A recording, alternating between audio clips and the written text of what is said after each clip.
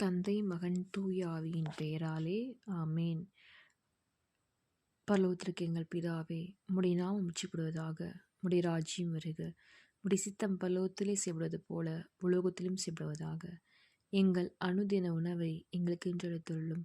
எங்களுக்கு தீமை செய்தவர்களை நாங்கள் பொறுப்பது போல எங்கள் பாவங்களை பொறுத்தருளும்.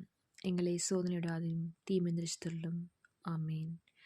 அவள் இறைந்த மரியே வாழ்க, ஆண்டவர் உம்முடனே, பெண்களுக்குள் ஆசிரிக்கப்பட்டவர் நீரே, உம்முடைய திருவயிற்றின் கனியாகிய இயேசுவும் ஆசீர் பெற்றவரே. தூய மரியே, இறைவனின் தாயே, பாவியா இருக்கிற எங்களுக்காக இப்பொழுதும் எங்கள் மரணத்தில் வேண்டிக் கொள்ளும். ஆமேன். பரலோகத்தையும் பூலோகத்தையும் படைத்த எல்லா வல்ல பிதாவாகிய சர்வேஸ்வரனை விசுவாசிக்கிறேன். அவருடைய ஏகசுவனாகிய நம் நாதர் இயேசு கிறிஸ்துவை விசுவாசிக்கிறேன். இவர் தூய ஆவியினால் கன்னிமிடம் பிறந்தார். போஜ்பிலாத்தின் அதிகாரத்தில் பாடுபட்டு சிலுவையில் அறையுண்டு மறுதடக்கம் செய்யப்பட்டார்.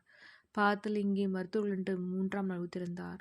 பரலோகத்துக்கு இழந்து தந்தையின் வலப்பக்கம் வச்சிருக்கிறார். அவரிடத்திலிருந்து சிறியவரையும் மருத்துவரின் இடத்திற்கு வருவார். பரிசுத்த ஆவியை விசுவாசிக்கிறேன். பரிசுத்த கத்தோலிக்க திருச்சபை விசுவாசிக்கிறேன். புனிதருடைய சமூகத்தை விசுவாசிக்கிறேன். பொறுத்தரை விசுவாசிக்கிறேன். சரீரத்தை விசுவாசிக்கிறேன். நித்திய ஜீவத்தை விசுவாசிக்கிறேன். ஆமேன். இதோ இயேசுவின் திருச்சிலுவை, இதிலேதான் அவர் உயிர் துறந்தார். இதிலேதான் நமக்கு மீட்பு கிடைத்தது. அவரின் காயங்களால் நாம் குணமாகிறோம். அவரது இரக்கத்தினால் வாழ்வு பெறுகிறோம். இயேசுவின் திருக்காயமே எங்களை குணப்படுத்தும். இயேசுவின் மதுரமான திருதியுமே எங்கள் சிநேகமாயிரும். Thank you Jesus. Price you Jesus. Hallelujah.